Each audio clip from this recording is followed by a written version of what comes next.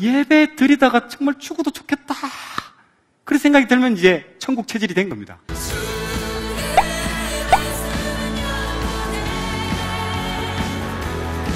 속건제입니다. 마지막입니다.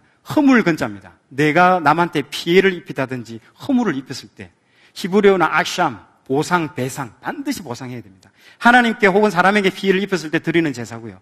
다른 사람에게 짓는 죄도 하나님께 짓는 죄로 간주한다는 겁니다.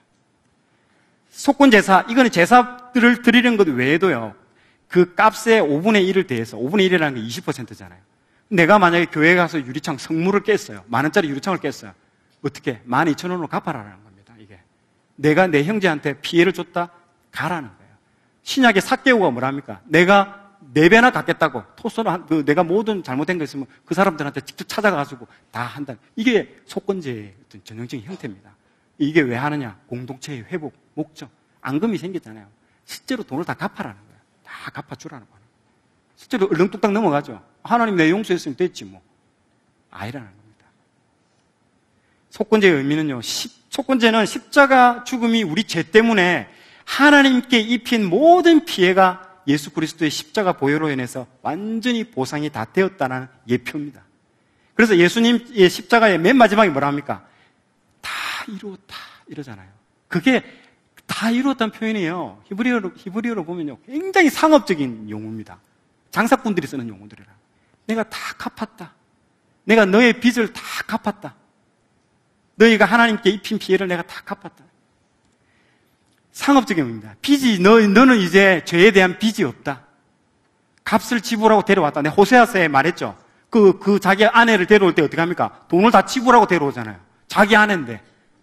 그게 다 그 얘기입니다. 이제는 구원과 사랑을 받기 위해서 더 이상 증명할 가치가 없다라는 거죠. 더 이상 너 구원하고 사랑받기, 하나님께 사랑받기 위해서 뭘 하고 이렇게 하지 마라.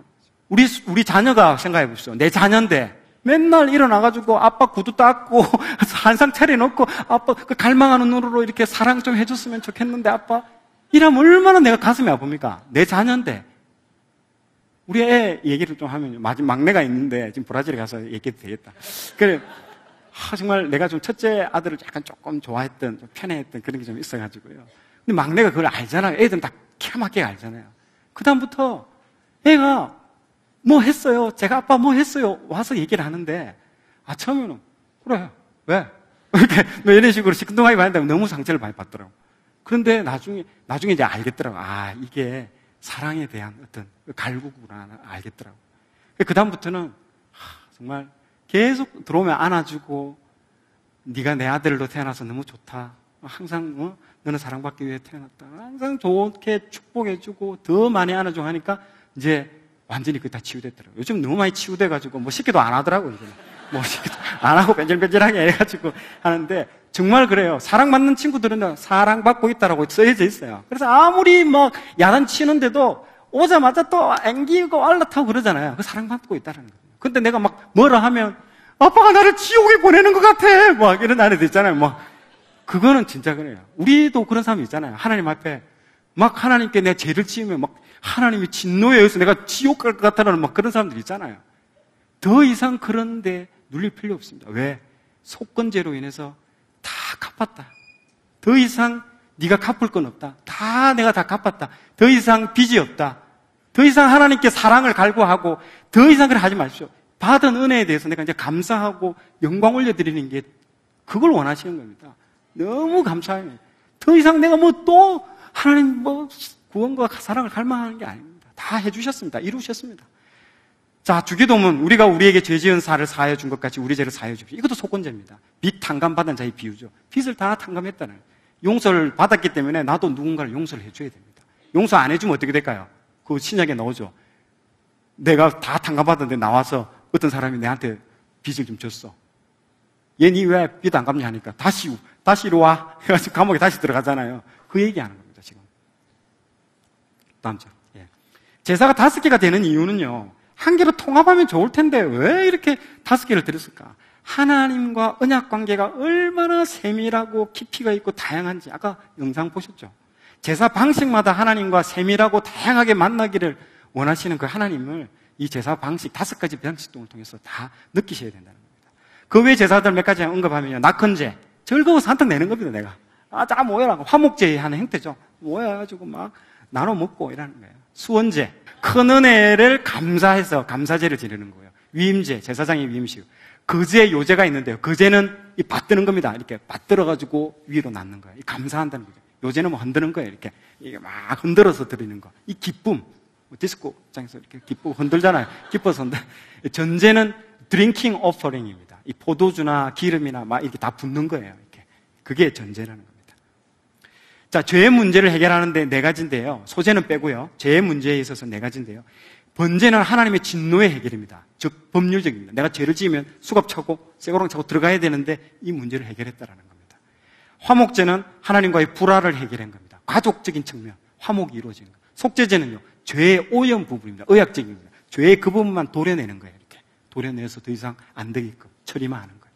속건제는 빚, 모든 빚을 해결하는 상업적인 측면을. 그래서 이것들을 여러분들 분류를 하시면 좋을 것 같아요. 자, 제사를 정리하겠습니다. 구약의 제사는 이제 모형입니다. 신약에서 예수님께서 오셔서 실제가 오셨습니다. 그리고 제물 대신 어린 양 예수님이 되시고요. 히브리서 9장 22절 율법에 따라 그의 모든 물건이 피로써 정결하게 되나니 피 흘림 없은즉 사함이 없느니라. 이제는 아까 그 영상 보니까 와닿죠? 이 말씀들이. 예, 알아야 됩니다. 그걸 모르고 피상적으로 말씀 읽으면 항상 이걸 구약을 안 읽고요. 신약 읽으면요 피상적입니다. 그냥 은혜구나, 좋구나. 피를 한번 봐야 알죠. 제사는 예배입니다. 이 예배 사역팀은 반드시 들어야 되고요. 이 예배가 새로워져야 됩니다. 이 5가지 제사가 예배를 말하는 거거든요. 이 하나님은 영광을 모든 창조물에 다 받습니다. 어떤 사람들 꼴 넣고 하나님께 영광 올립니다. 믿든 안 믿든 그 사람이 창조한 그 모든 사람들한테 하나님은 다 영광 받습니다. 그러나 이 예배는 언약 백성들한테만 받습니다.